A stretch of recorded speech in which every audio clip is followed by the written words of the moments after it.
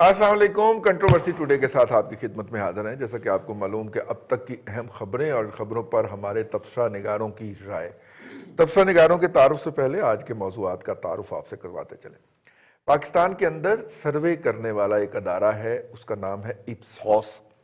इप्सॉस जो है वो कॉरपोरेट सर्वे करता है, यानी कि उनके सर्वे जो की बुनियाद के ऊपर पाकिस्तान का कॉरपोरेट सेक्टर अपने मुस्तकबिल के फैसले लेता है। ये दूसरे जो सर्वे वाले इदारे हैं उनकी तरह नहीं है, ये बहुत प्रोफेशनल और टेक्निकल सर्वे करते हैं और इसके अंदर अवाम की जो कैपेसिटी होती है, यानी कि परचेजिंग कैपेसिटी, उससे लेके, क्योंकि कॉरपोरेट सेक्टर ने खरीदना है ना, इंडस्ट्री ने खरीदना है, ट्रेड ने खरीदना है, तो उन्होंने देखना है कि उनके फ्यूचर प्रॉस्पेक्ट्स क्या है। तो इस हवाले से इप्सॉस का सर्वे जो है वो बाकायदा बहुत हैवी कीमत दे के खरीदते हैं। इप्सॉस जब बेच चुकता है और जब वो बच जाता है माल, वो मुफ्त में मोहल्ले के बच्चों में बांट देता है। तो वो उन्होंने जो ताज़ा तरीन सर्वे है वो उसके कुछ हाईलाइट शेयर की हैं मीडिया के साथ, और उसमें जो सबसे बड़ी हाईलाइट है वो ये है कि पाकिस्तान के हर पाँच में से चार लोग ये समझते हैं कि पाकिस्तान का जो मईशत है उसकी सिमत दुरुस्त नहीं है। इस वक्त जो मुलाजम पेशा लोग हैं, जो मुलाजमत कर रहे हैं, कारोबार नहीं कर रहे, जो मुलाजमत कर रहे हैं निजी या सरकारी, उनमें से 14%, और ये जहन में रखा जाए कि 2 साल के अंदर तकरीबन 1 करोड़ 40 लाख लोग बेरोजगार हो चुके हैं, लेकिन जो बाकी बच गए उनमें से 14% लोग जो हैं वो ये समझते हैं कि उनकी जॉब को खतरा है और वो किसी भी वक्त जा सकती है। और ये जहन में रहे कि पाकिस्तान के 6.5 करोड़ से 7 पौने 7 करोड़ के दरमियान वर्क फोर्स थी जब यह हुकूमत बरस इक़्तिदार आई थी, तो 1.5 करोड़ पहले ही उड़ गई। तो अब बाकी जो 5 साढ़े 5 करोड़ बचे हैं उनमें से भी 14% ये समझते हैं कि वो किसी भी वक्त बेरोजगार हो सकते हैं। ये एक दूसरा इसका इंडिकेटर है। 10% लोग जो हैं उनका ये ख्याल है, सिर्फ 10% का, कि पाकिस्तान की मीशत बहुत मजबूत है और स्ट्रॉन्ग बुनियादों पर खड़ी हुई है। 90% लोग जो हैं वो इनसे एग्री नहीं करते, जिनमें से 57% वो लोग हैं जो ये समझते हैं कि पाकिस्तान की मीशत का बेड़ा गर्क हो चुका है, और बाकी जो है लोग जो हैं उन्होंने किसी राय का इजहार नहीं किया। और भी बहुत सारी हाईलाइट्स हैं, लेकिन ये जो एप्सॉस का सर्वे है ये बड़ा क्रेडिबल सर्वे माना जाता है और इसका इंतज़ार होता है। हमने कहा आज इसको ज़ेरे गुफ्तगू लाते हैं और इनके जो हेड हैं उनसे भी हम बात करने की कोशिश करेंगे। लेकिन ये तो है जी हमारा आज का पहला मौजू, और दूसरा मौजू है हमारा वो ये है जी, स्कैंडलों की बहार आ गई है जी। पाकिस्तान के रोज़मर्रा ज़िंदगी के अंदर जो इकॉनमी चलाते हैं या जो लोगों को खाना खाजा फराहम करते हैं, उनके अंदर 2-3 सेक्टर रह गए थे जिनके बड़े बड़े मालियाती स्कैंडल सामने नहीं आए थे। आटे का आ गया, चीनी का आ गया, उसके बाद दवाइयों का आ गया, उसके बाद 2-3 सेक्टर बचे थे तो सीमेंट का भी आ गया जी। और सीमेंट के अंदर जो कीमतों में मैनूवरिंग की गई है, पाकिस्तान का जो मुसाबकती कमीशन है, कंपटीशन कमीशन ऑफ पाकिस्तान, वो ये कहता है कि 40 अरब रुपया जो है वो ज़्यादा मुनाफा कमाया। अब ये बात जहन में रखी जाए कि अगर एक बोरी की कीमत जो है वो 500 है, और सीमेंट की बोरी की बात कर रहा हूँ, और वो 600 में बिक रही है, और अगर उसकी लागत 500 ही है और वो 800 में बिक जाती है, तो मुनाफे के अंदर बहुत होशरुबा इजाफा होगा। तो 40 अरब रुपए पूरे सीमेंट सेक्टर ने इजाफी कमाया। सीमेंट चीनी की 9 मिलों का जो जिनका ऑडिट करवाया था हुकूमत ने, उनका 220 अरब रुपए का मजीद स्कैंडल सामने आया है, उसके ऊपर हम बात नहीं करते। अब पाकिस्तान की कौमी जिंदगी के अंदर जितने शोबे हैं उनमें से सिर्फ एक घी का शोबा रह गया है कि उसकी लूटमार का स्कैंडल, लूटमार हो चुकी है, ये नहीं हुई, लूटमार हो चुकी है। कोरोना के दरमियान पाम ऑयल की प्राइसेस आधी से भी कम रह गई थी, और इन्होंने क्या किया है, इन्होंने 170 रुपए से कीमत बढ़ा के और 240 रुपए तक ले गए हैं, यानी इनकी लागत आधी रह गई और इन्होंने अपनी कीमत 1.5 गुना बढ़ा ली। तो प्रॉफिट का जरा अंदाजा कर लीजिए। इनका स्कैंडल जो है वो अभी आना है कि इन्होंने इस पूरे मामलात के अंदर कैसे लूटमार की है और कैसे हाथ धोए हैं। ये जो मौसम खिज़ां के अंदर स्कैंडलों की बहार आ रही है, इसके ऊपर आज हम दूसरे सेगमेंट में बात करेंगे। लेकिन आज के मेहमानों का आज आपसे तारुफ करवाते चलें। लाहौर स्टूडियो में हमें ज्वाइन किया है जनाब लतीफ़ चौधरी साहब ने। चौधरी साहब किसी तारुफ के मोहताज नहीं है जी, रोज़नामा एक्सप्रेस के एडिटोरियल पेज के इंचार्ज भी हैं, और जो एडिटोरियल पेज का इंचार्ज होता है, अगर हमारे भाई अयाज चौधरी माइंड ना करें अयाज खान माइंड ना करें तो लतीफ़ साहब बेसिकली एडिटर यही है, लेकिन अयाज खान साहब से माजरत, मैं भी उनसे माजरत करता हूँ। आप तो मेरे माल की माजरत तो ग्रुप एडिटर है, वो ग्रुप एडिटर। अच्छा, ये यंग एडिटर ग्रुप का साडी लड़ाई पवाड़ खलोगे पहले। अच्छा जी, हुन तुसी इन्ने दिनों बाद प्रोग्राम च आए हो तो इन्ना कि काम करना जी, करो, साडा काम भी है दादाजी। और उनके साथ तशरीफ रखते हैं जनाब अरसलान रफीक भट्टी साहब। भट्टी साहब जो हैं हमारे लाहौर ब्यूरो चीफ हैं, और इस्लामाबाद से हमें ज्वाइन करेंगे जनाब मुमताज़ भट्टी साहब। मुमताज़ भट्टी साहब हमारे इस्लामाबाद ब्यूरो चीफ हैं, और इन तीनों के साथ जो है वो हम गुफ्तगू का आगाज़ करते हैं। चौधरी साहब, ये सर्वेज जो हैं ये इंडिकेटिव होते हैं, लेकिन इप्सॉस चूंकि फ्रेंच कंपनी है और बड़ी प्रोफेशनली हैंडल करती है, वरना तो हमारे यहाँ सर्वे जैसे भी होते हैं वो आपको मुझसे ज्यादा पता है, लेकिन इसका जरा चूंकि कॉर्पोरेट सेक्टर ने फैसले लेने होते हैं, मल्टीनेशनल ये सर्वे करवाती हैं, तो ये जरा ज्यादा क्रेडिबल समझा जाता है। मालियाती हवाले से ही लोगों की एतबारियत जो है वो हुकूमत पे खत्म हुई है, या दूसरे मामलात में भी यही हाल है?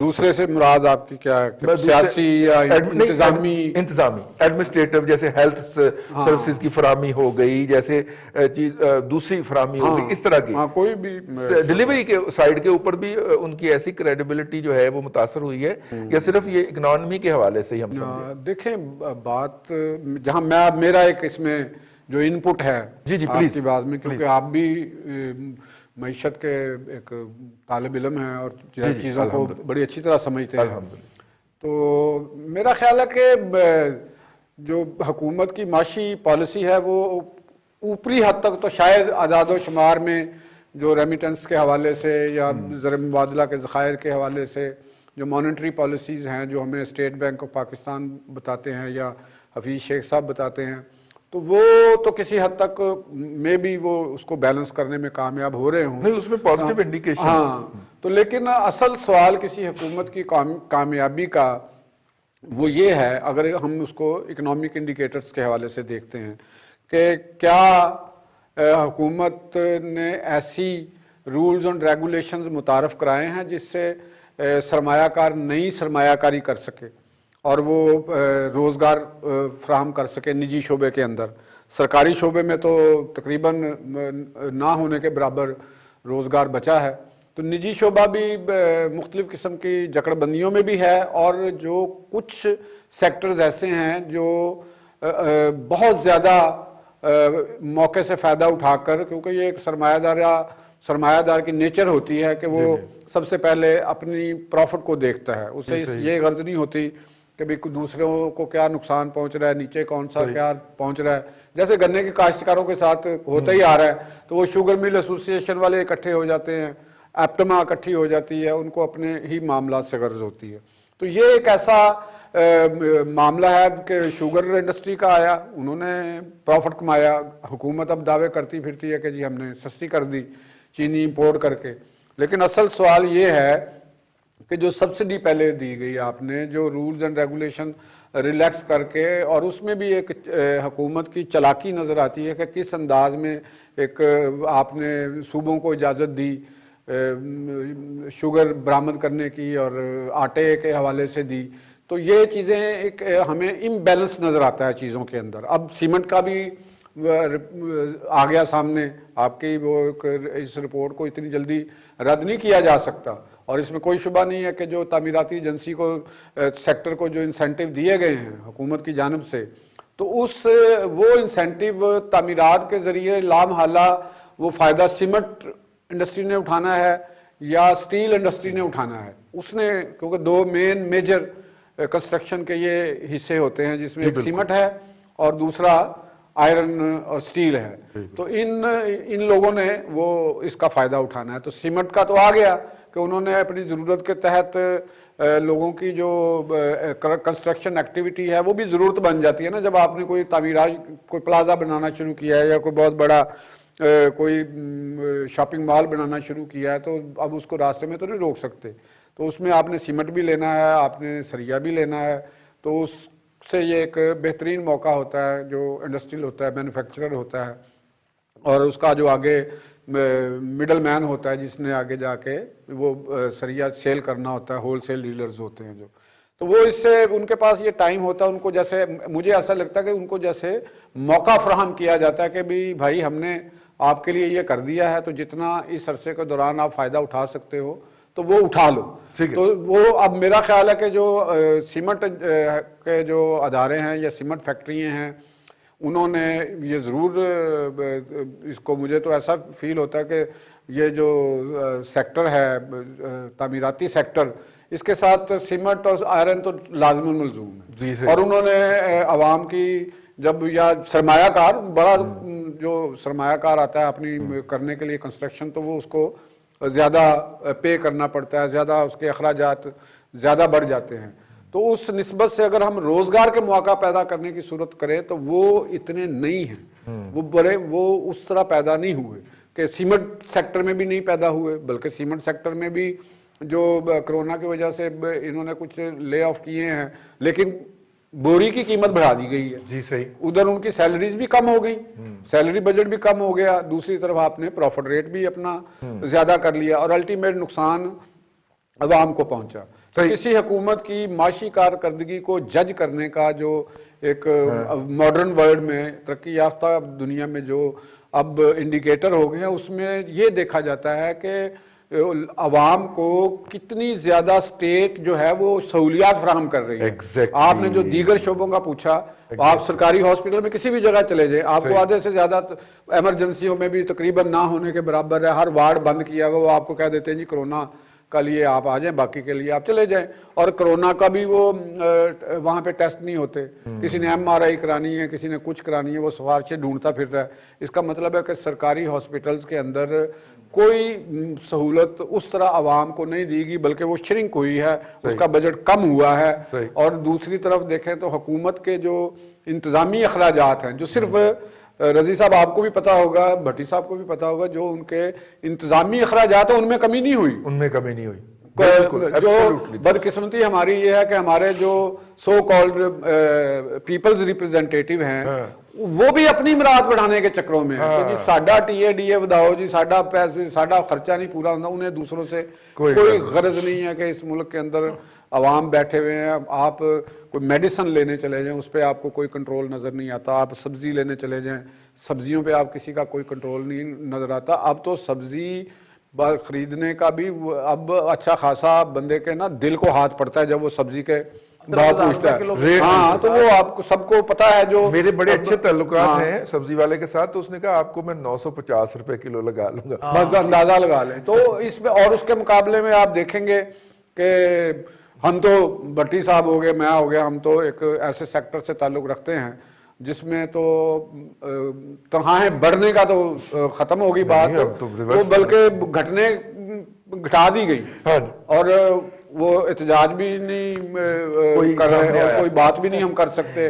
तो जो आपने रोजगार के हवाले से बात की कि 14% लोगों को ये खतरा है, मेरा ख्याल है कि अगर ज्यादा हम जाएं तो वो शायद 14 से भी बहुत आगे की तादाद है जिस ये खतरा है, जिसकी वजह से लोगों के अंदर एंग्जाइटी, डिप्रेशन ये बढ़ रहे हैं, खुदकुशी के जज्बात उनमें बढ़ रहे हैं, ब्लड प्रेशर, शुगर तो बड़ी आम चीज है। हाँ, तो गुस्सा बढ़ रहा है, इसी वजह से सफाकी, कत्लेआम, हम इंसान जो है वो अपने ही घर वालों को कत्ल कर रहा है, दूसरों को तो क्या उसने मारना है, वो अपने बच्चों को मार रहा है, अपनी बीवी को मार रहा है, भाई को कत्ल कर रहा है।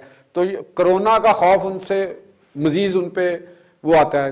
जब पहले ही एक बंदा एंग्जाइटी का, डिप्रेशन का शिकार है, जब वो कोई टेस्ट कराने जाएगा, कोरोना निकलेगा, वो मजीद डिप्रेस होगा, उसका इम्यून सिस्टम ऑलरेडी वीक हो चुका था, वो गिरता और उठता नहीं है। तो ये हुकूमत ने अगर देखा जाए तो वो ग्रास रूट लेवल पे तो किसी किस्म की कोई भी रिलीफ आवाम को नजर नहीं आता। पेट्रोल देख लें, डीजल देख लें, किसी भी एक चीज की तरफ चले जाएं, और आप खुद देख लें या भट्टी साहब देख लें कि इस सीजन में सर्दियों के और पीछे गर्मियों में गुजरे हैं, अपने बच्चों के लिए कितने कपड़े बनाए हैं, और कितनी दफा फल लेके गए, कितनी दफा गोश्त लेके गए हैं, फिश लेके गए हैं। पहले तो चले फिर भी हो खुशहाली जाता थी, था थोड़ा थोड़ी सा सी, उसके मुकाबले में पिछले साल के मुकाबले में कम ये अब ऊपर इमरान खान साहब को या वुजरा को या उनको तो कोई परेशानी नहीं होगी कि उनको तो इमरान खान साहब पे तो अल्लाह की वैसे ही रहमत है, उन्होंने तो कभी खरीद की चीज़ ली नहीं आज तक, मेरा ख्याल है मुझे नहीं कोई ऐसी मिसाल सामने आई कि उन्होंने कोई चीज़ खरीदी हो, चलिए, तो उनको नहीं फर्क पड़ता। लेकिन ठीक।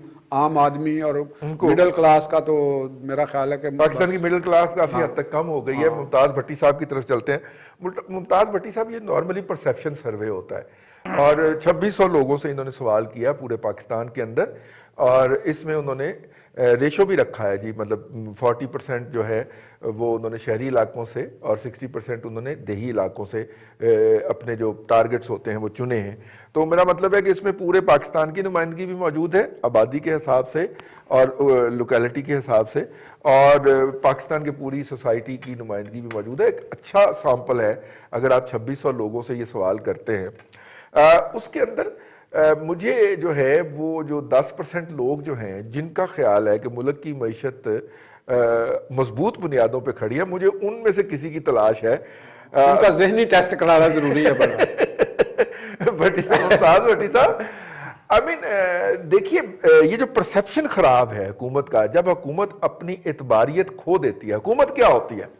हुकूमत ये है कि मुमताज भट्टी हमारा प्राइम मिनिस्टर है, ये कहेगा कि ये काम होगा तो वो होगा, और अगर लोगों को ये तासुर मिल जाए कि ये भट्टी साहब जेडे ने एवं गल्लां करते रहते ने, होना होना कुछ भी नहीं, तो सर हुकूमत तो खत्म हो जाती है ना उसी दिन बंदे की। देखिए रिजवान साहब, उनकी क्रेडिबिलिटी के हक में ये बात थोड़ी है कि सुप्रीम कोर्ट ऑफ पाकिस्तान ने स्टैंप लगा के दी सादिक और अमीन की, तो और क्या चाहिए आपको? देखें, जब यू टर्न आपकी पॉलिसी हो हुकूमत की और आप उसको एज अ पॉलिसी अडॉप्ट करके चल रहे हों, जब आपके पास सुनने को कुछ ना हो, कहने, देखिए एक वक्त में आप कह रहे थे जी सड़कें बना के मुल्क तबाह कर दिया, 2-3 साल पहले लगातार कहते रहे, आज आप कह रहे हैं सड़कें बनाए बगैर मुल्क नहीं बनता, कौम नहीं बनती। मुझे दिखाए, मतलब देखे ना, पहले तो इनकी ब्रेन वॉशिंग अपनी होनी जरूरी थी हुकूमत से आने से पहले। वो पता नहीं बसाल पाशा साहब जो है हमारे, उन्होंने इनकी ब्रेन वॉशिंग तो की नहीं, बंदे इकट्ठे करके दे दिए। तो इतनी मेहनत इनके ऊपर कर लेते, बंदे तो कहीं ना कहीं से मिल ही जाने थे, बाद में हमें आने वाले भी दे देते। असल देखिए, तो सवाल ये है कि देखिए गवर्नमेंट, ताजरों को आपने डराया, आपने कहा पकड़ेंगे, नोटिस भेजे, छापे मरवाए, मीडिया आपने बंद करवा दिया और मुसलसल करवा रहे हैं, ब्यूरोक्रेसी को आपने डराया, उठा लेंगे, ये बहुत ही करप्ट है। ये देखिए, आपने हर एक को खुद करप्ट डिक्लेयर किया और खुद नेकुकारे हैं। वो तो देखे ना, जब हुक्मरान नेक होंगे तो नीचे कौम तो फिर इम्तिहान ही भुगतेगी ना सर। आपके ऊपर इम्तिहान आ गया अल्लाह का, क्योंकि ऊपर हुक्मरान नेक थे, तो अब आपने भुगतना है उसको। रिजवान साहब, बात यह है कि क्रेडिबिलिटी किस चीज का नाम है? क्रेडिबिलिटी तो यह है कि अगर बंदे पकड़ के ना रखे हुए हों तो आज तहरीक अदम एतमाद मूव हो जाए तो भाई साहब फारग है, ये है क्रेडिबिलिटी। क्रेडिबिलिटी तब बनती है जब आपके पल्ले चीज हो। इस तरह की हुकूमत जिस तरह की आप चला रहे हैं, भानुमती का कुंभा, दो उधर से पकड़े, दो उधर से पकड़े, दो उधर, इसकी क्रेडिबिलिटी कैसे बन सकती है? तो देखिए, ये एक तजर्बा है, करने दे जो लोग कर रहे हैं और देखते हैं क्या हासिल होता है इससे। ठीक, क्या दिन में सामने आ जाएंगी चीजें। चलिए चलिए चलिए, अरसलान भट्टी साहब, सर जी, परसेप्शन बंदे का पहले मतलब कि बिजली दोबारा शुरू नहीं होती बंदे की, पहले उसके बारे में जो मोहल्ले में एक रेपुटेशन होती है वो खराब होती है, परसेप्शन आपका तबाह होता है, फिर आपकी उसके बाद लिटरली होती है, ठीक है ना? चित्रौल उसी वक्त, चित्रौल उसके बाद होती है, चित्रौल का लेवल तीसरा होता है, लेकिन परसेप्शन जो है वो पहले होता है। सर ये तीसरा सर्वे है इनका, ये हर क्वार्टर में एक सर्वे जारी करते हैं और कंटिन्यूसली तीसरे सर्वे के अंदर भी तकरीबन फिगर्स वही हैं कि हुकूमत की एतबारियत जो है वो अपने कम तरीन लेवल के ऊपर as far as delivery is concern वो खड़ी हुई है।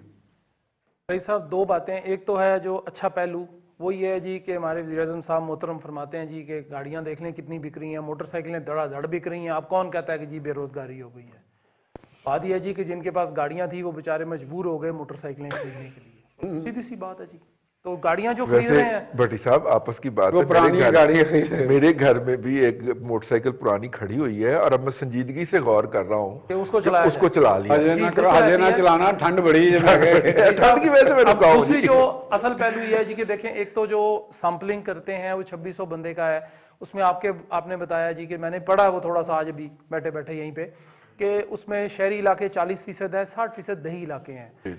बात ये रही साहब कि इन सर्वेस का तो मुझे नहीं लगता कि कोई आप उनको कोई गलत कहें या सही कहें।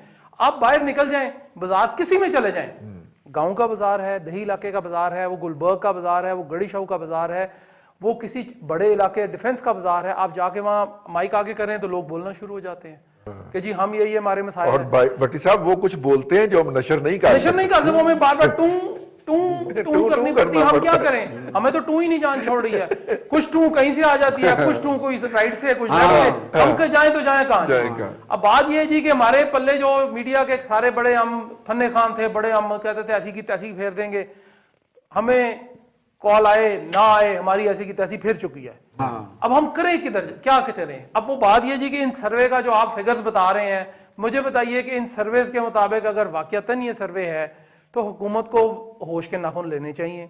आपने 50 रुपए बचाए हैं शुरू में अदरक के ऊपर सिर्फ, आप 50 रुपए के 4.5 पॉइंट आप पेट्रोल डलवा लें जी, मोटरसाइकिल तो चल जाएगा, गाड़ी नहीं चलेगी। वो 3 रुपए वो भी बढ़ा दिया, ठीक है ना, वो भी बढ़ गया। अब मुझे बता दें कि कौन सी आफत आ गई है। अब आप कहते हैं जी कि इतने सर्वे हैं उसमें इतने फीसद।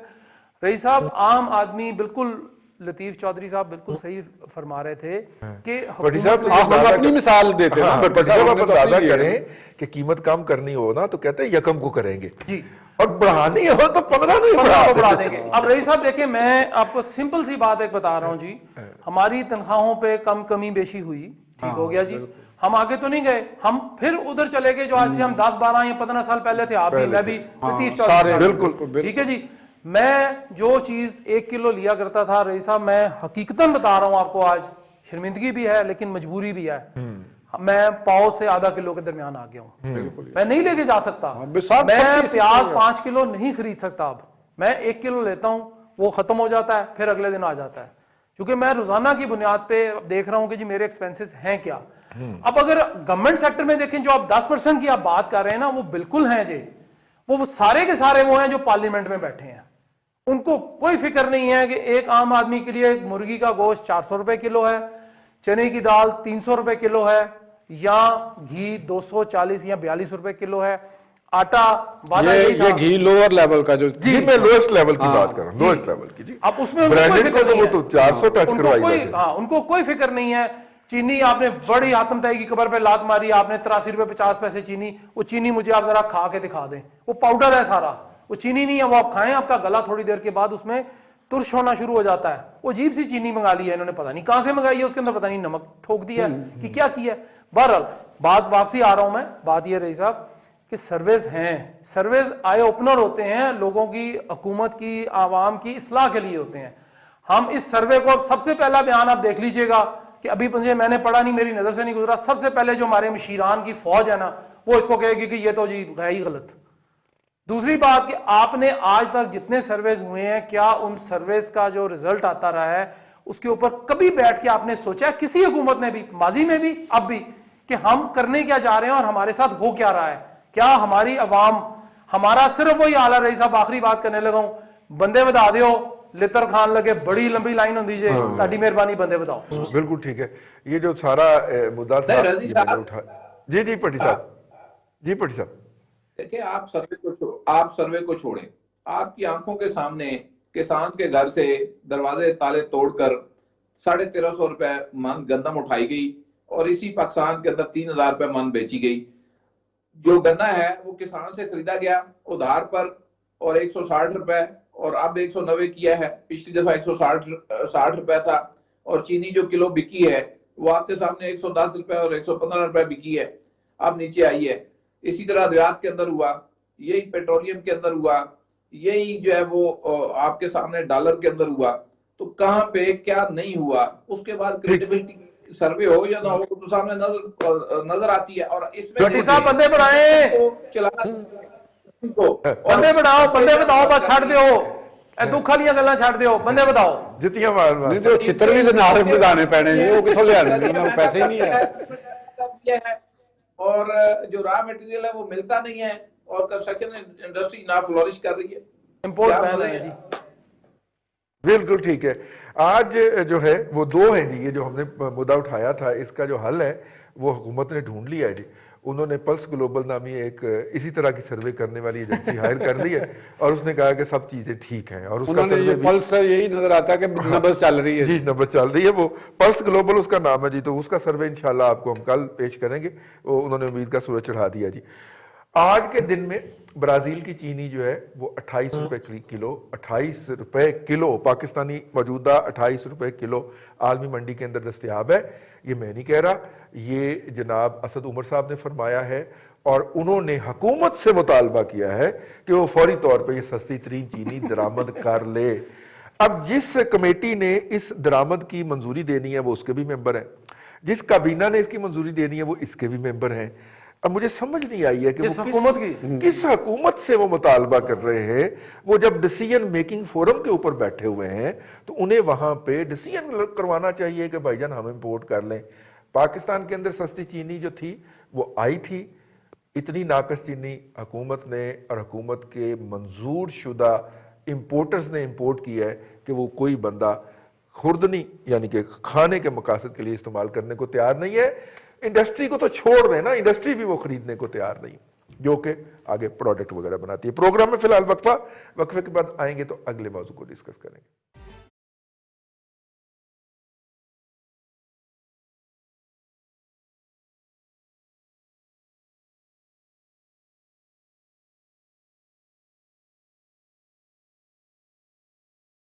Welcome back. कंट्रोवर्सी टुडे के अंदर आपको एक मरतबा फिर खुश आमदीद कहते हैं। इसमें हम बात करेंगे मौसम बहार खिज़ां के अंदर जो स्कैंडल्स की भरमार बल्कि बहार आई हुई है उसका क्या हल हो, इसके हवाले से हम बात करेंगे। सीमेंट सेक्टर जो है उसके अंदर जी ताज़ा तरीन स्कैंडल आया है, और वो जो रिपोर्ट FIA ने मुरतब की थी, अगर आपको याद हो, 9 शुगर बिलों का ऑडिट करके उसमें से कुछ पहलू, सजाद मुस्तफ़ा बाजवा साहब अपने एडिशनल डायरेक्टर FIA जिनको नौकरी से फारग होना पड़ा ये रिपोर्ट मुरतब करने में, लेकिन वो अपनी जान पे खेल के उस पर फैक्ट्स रिकॉर्ड कर गए हुए हैं। और एक फैक्ट ऐसा है कि सिर्फ इन 9 मिलों ने चौधरी साहब एक साल के अंदर 220 अरब रुपए की चीनी ऐसी थी जो मार्केट में बेची, जिसके ऊपर ना उन्होंने शुगर इंडस्ट्री के ऊपर सेल टैक्स 8% है ना, 17% की बजाय उन्होंने वो 8% भी नहीं दिया। फिर इससे जो इनकम हुई इस पे इनकम टैक्स भी अदा नहीं किया, तो ये 30-35 अरब रुपए का तो ये टीका उन्होंने डायरेक्ट लगाया ना कौमी खजाने को। ये आज खबर जो है वो उस अखबार की जीनत बनी है जिसके आप एडिटर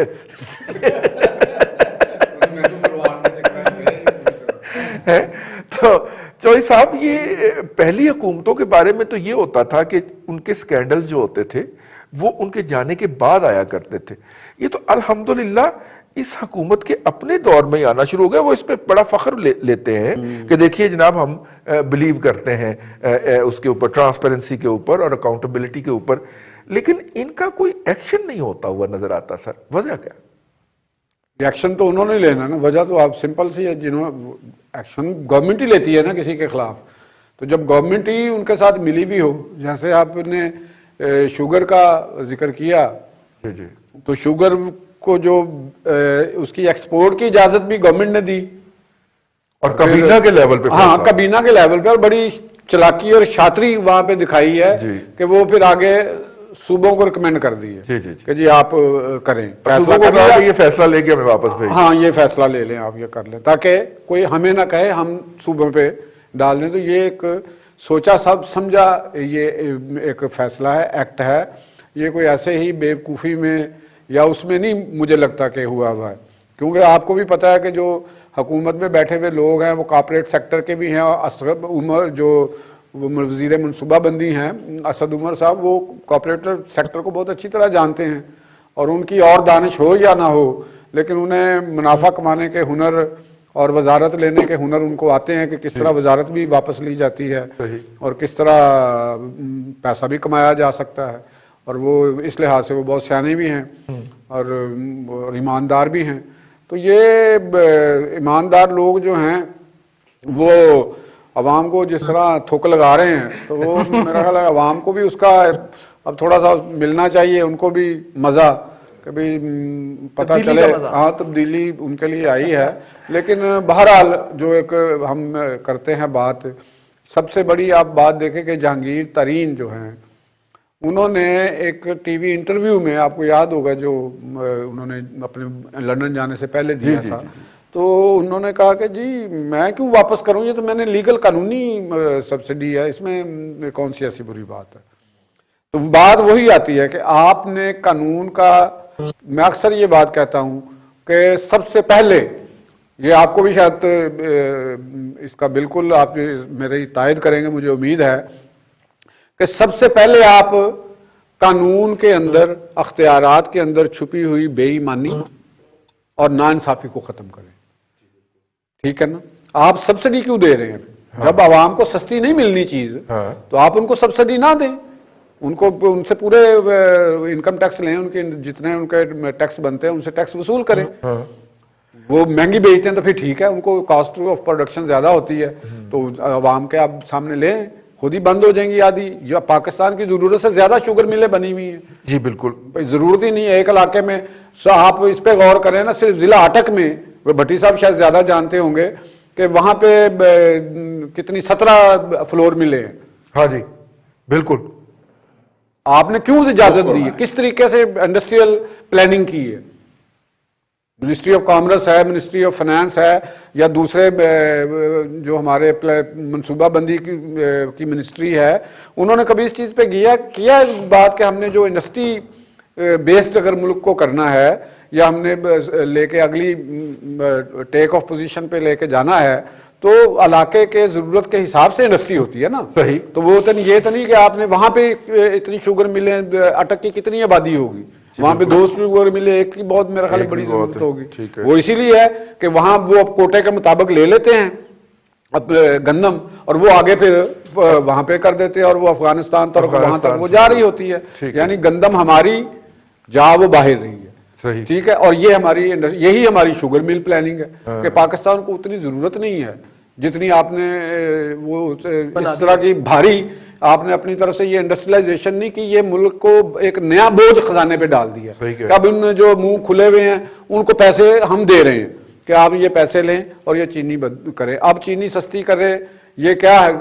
ये अवाम को, मैंने कहता हूं कि सच्ची बात है कि इससे बड़ा जुल्म नहीं हो सकता कि एक दफा आपने लूटने की इजाजत दे दी और फिर दोबारा उनको लूटने की इजाजत देती कि इंपोर्ट कर ले, इंपोर्ट कर ले। यानी कि वो कहते हैं कि अवाम को 100 छितर भी खाने ने तो 100 प्याज भी खाना है। तो ये हमारे इतनी बेरहमी और सफाकी एक हमारे जो ऊपर मनसूबा साज बैठे हुए हैं, और उनको शायद ग्रास रूट लेवल पे लोगों का पता नहीं है, उनको अवाम के हालात का अंदाजा नहीं है, ना ही उनको मईशत की डायरेक्शन का पता है। आप बताइए कि क्या किसी मुल्क के अंदर, तरक्की याफ्ता मुल्कों के अंदर इंडस्ट्री को प्लान नहीं किया जाता? बिल्कुल, कि किस एरिया में किस इंडस्ट्री लगानी है, कितनी उसकी जरूरत है, और कहीं हमारा इससे कोई दूसरा सेक्टर ना डूब जाए ये लगाते लगाते। तो हमारी एग्रीकल्चर की क्या पोजीशन है, हमारे वाटर रिसोर्सेज क्या हैं, हमने उसको किस तरीके से अपनी एग्री प्रोडक्शन को आगे बढ़ाना है। तो वो जब आप ये नहीं सोचेंगे, आप एक ही एरिया में साउथ पंजाब में शुगर मिलें लगी हुई हैं, तो वो फिर क्या करेंगे? और किसान को आप जकड़ देते हैं, और काटन वहां से गायब होती जा रही है। हाँ, और आपकी मेजर एक्सपोर्ट है। और यही हालत आपकी, आपने अगर तामीराती सनत को भी आगे करना है तो आप शहर बसाने के लिए भी रजी साहब एक प्लानिंग की दरकार है। टाउन प्लानिंग एक साइंस है। सही। तो आप अब लाहौर, इससे मैं एक मिसाल देता हूं कि लाहौर को 1.5 करोड़ आबादी का शहर है, भट्टी साहब इतना ही होगा जी, तकरीबन। अब इसके साथ उन्होंने रावी रिवर प्रोजेक्ट दे दिया। हाँ, और बड़ों को सेलिब्रेट कर, वो करोल का जंगल मेरा ख्याल है 10 किलोमीटर का होगा। जी। हाँ, तो वो खत्म करना पड़ेगा। उसके आगे जितनी वो लैंड है, वो तकरीबन 20-25 किलोमीटर की, ये जरखेज तरीन लैंड है लाहौर को, सब्जी वहां से आती है, हर चीज वो सारी आप खत्म करेंगे। पूरी की पूरी, और जो लाहौर के फेफड़े तो आपने वहां खत्म कर देने, खत्म कर देने। तो उस यहाँ तो ऑक्सीजन के लिए बड़े घरों में वो ऑक्सीजन सिलेंडर रखने पड़ेंगे आफ्टर 20 ईयर 30 ईयर्स, हमारी जो आने वाली नस्लें हैं। तो किसी ने इस बारे में सोचा? सही। आपने बैरूनी कंपनी, चाइनीज कंपनी है, उनके साथ किया, वो अपना मुनाफा जेब में डालेंगे तो निकल जाएंगे। तो बाद में जिन्होंने प्लाट खरीदे हुए हैं या दुकानें खरीदी हुई या घर खरीदे हुए हैं, 800 फुट नीचे पानी है, चला गया जमीन का मीठा पानी। 800 फुट बोर करें तो इस वक्त लाहौर में। ठीक है। कराची का मसला क्या है? और ये दरिया के किनारे है, दरिया के किनारे, ये 800 फुट भी वो ये दरियाओं के किनारे अभी जो आबादी है ना थोड़े से फासले पे, हाँ, वहां पे तो जो रायवेंड साइड का या इर्द गिर्द का एरिया है वहां पे वो 1000-1200 तक जा चुका है। सही। और अभी भी पोठोहार का खित्ता जो है, वादी सोन स्केसर, वहां पे 500 फुट पे पानी आ जाता है, जो बरानी एरिया है। तो जो हमारा दरियाई एरिया, मैदानी एरिया, नहरी एरिया, वहां पे पानी इस कदर चला गया, ठीक है, सब्जा खत्म हो गया। तो भट्टी साहब कुछ कहना ये हुआ बात। जी मुमताज भट्टी साहब। देखिए रिजवान साहब, 300-400 फुट तक पानी यहाँ पे पोठोहार में है। लेकिन देखिए सवाल ये पैदा होता है कि जो लोग ये सारा प्लान, अब ये जो रावी रिवर प्रोजेक्ट है, ये सबको पता है कि नहीं होना, इसके ऊपर रौला पड़ना है, लोगों ने मारामारी करनी है, और वो 480 अरब वाला केस जो सुप्रीम कोर्ट ने वो प्ली मुस्तरद कर दी है कि उसको किस्तों में कर दें, मलक रियाज वाला आज। तो दूसरी बात रह गई, देखे ये एक ख्याली बस्तियां जो है ना, वो आप जो मर्जी करते रहे। आपने लगाया हुआ है उसको चीमा साहब को, तारक बशीर चीमा साहब को, हाउसिंग का मिनिस्टर, और साथ लगाए हुए हैं lieutenant general retired Anwar Ali Haider साहब। दोनों का तजर्बा इस फील्ड के अंदर कितना है वो भी सबको पता है। देखिए ये तो मतलब ऐसे क्या अब मैं आपको बताऊं कि एक लैंड है इस्लामाबाद के अंदर, उसके ऊपर सुप्रीम कोर्ट का फैसला मौजूद है 4 जजेस का, और उसके ऊपर नया पाकिस्तान बना रहे हैं। वो जंगलात की जमीन है, वो आप इस्तेमाल ही नहीं कर सकते, ये मैं आपको खबर दे रहा हूं। उसके ऊपर सुप्रीम कोर्ट का फैसला है कि इसके ऊपर दोबारा जंगलात उगाई जाए, और जिन हाउसिंग सोसाइटियों के मालिकान ने लोगों से पैसे लिए उनको वापस करें, और हुकूमत इस जमीन को कब्जे में ले। ये फैसला मौजूद है, रिव्यू ही नहीं हुआ, तो आप कैसे बचाएंगे? देखिए ये तो ऐसे है जैसे आप पता नहीं थोड़े अरसे के लिए आए कि लोगों को बेवकूफ बनाएंगे, चले जाएंगे। 2.5 साल आपने बर्बाद कर दी, कोई प्रोजेक्ट लॉन्च नहीं किया। जो प्रोजेक्ट लॉन्च किए हैं वो सारे फिजिबल ही नहीं है, या आपकी मुद्दत के अंदर पूरे नहीं होंगे। अल्लाह जाने कौन इनका मुशीर है और किस तरह से हुकूमत को चलाना चाहते हैं। जो चीजें चल रही हैं उनका बेड़ा गर्क हो रहा है। यहाँ पे मेट्रो वाले लड़के रोज प्रोटेस्ट कर हड़ताल की होती है कि जी हमें सैलरी दें, कई महीने से तनख्वाह नहीं मिली। लाहौर में भी यही हाल है भट्टी साहब। अच्छा, जो चोई साहब ने बात की ना मनसूबाबंदी की, मनसूबाबंदी यहाँ भी की जाती है, बाहर ही नहीं की जाती। यहाँ मनसूबाबंदी ये की जाती है कि मिनिस्ट्री के नीचे अपना सेक्रेटरी लगाना है और दवाइयों की कीमतें बढ़ा देनी है। मिनिस्ट्री में मिनिस्टर ने अपनी पसंद का जो है वो नीचे फाइनेंस में बंदा लगाना है और वहां से माल कमाना है। ये प्लानिंग यहाँ बड़ी की जाती है और हो भी रही है। भट्टी साहब, एक आप इस हुकूमत को तो क्रेडिट दें ना, जो वो कहते हैं कि देखिए हमारे दौर के अंदर जितने स्कैंडल हैं वो हमारे दौर में ही सामने आ रहे हैं और हम ही उसको लेके आ रहे हैं। और देखिए हमने कितना एफिशिएंट सिस्टम अकाउंटेबिलिटी का इन प्लेस किया है कि वो ये सारे स्कैंडल निकाल के बाहर मार रहा है। ये तो वो क्रेडिट क्लेम करते हैं सर। नहीं, वो तो हर जो काम आपको नहीं करना, ये करना भी नहीं आता ना, उस तरीके से करते हैं, पकड़े जाते हैं। और बोल आप इसलिए नहीं सकते कि पहले से सनद याफ्ता हैं और वो जो लाए हैं वो भी बड़े तगड़े हैं। आप देखें ये बिल आखिर कहाँ पे जाके रिजवान भाई साहब रुकना है। ये जो अवाम के अंदर गमो गुस्सा है ये हुकूमतों के खिलाफ नहीं होता। देखिए मैं आपको बता रहा हूँ, एक दोस्त के लिए इंजेक्शन की जरूरत पड़ी, 50,000 वाला इंजेक्शन जो है वो 85,000 में दस्तयाब है इस्लामाबाद में और ब्लैक के अंदर मिल रहा है ये कॉवर्ड के अंदर जो है वो। तो मुझे ये बताएं कि अगर यही हमारी सूरत हाल है और इसी तरह से हमने हुकूमत चलानी है, तो ये तो नवाज शरीफ भी चला रहा था, उससे पहले आसफ अली जरदारी साहब ने भी चलाई, ये भी चला रहे हैं, आए हैं चले जाएंगे। लेकिन ये जो गुस्सा है ना, गमो गुस्सा अवाम का, रिजवान साहब ये बेसिकली रियासत के खिलाफ पनप रहा होता है। ये इसमें एक बड़ा ट्विस्ट आता है कि एक वक्त तक जो है वो सियासी जमात के खिलाफ या किसी हुक्मरान के खिलाफ, और फिर ये तब्दील होना शुरू हो जाता है। जिसके बाप को वेंटिलेटर नहीं मिला खुदा ना खास्ता, या अस्पताल के अंदर प्रॉपर ट्रीटमेंट नहीं मिली और वो मर गया, वो बच्चा जो है वो उस रियासत के हवाले से उसका जो कॉन्सेप्ट है वो तब्दील हो जाता है। तो मेरा ख्याल है ये कि हम अपने मुल्क के साथ और अपनी बुनियादों के साथ जो है वो ज्यादती कर रहे हैं। अगर देखिए आ गए, नहीं चलाना आता, नया आ जाए, क्या फर्क पड़ता है? इतनी जिद कौन सी रिजवान रईस साहब, केनू ही रखना है, रख लिया, 2.5 साल बहुत हो गया यार, ठीक है, अब नहीं उससे चलता तो ठीक है, तो और को आने दें।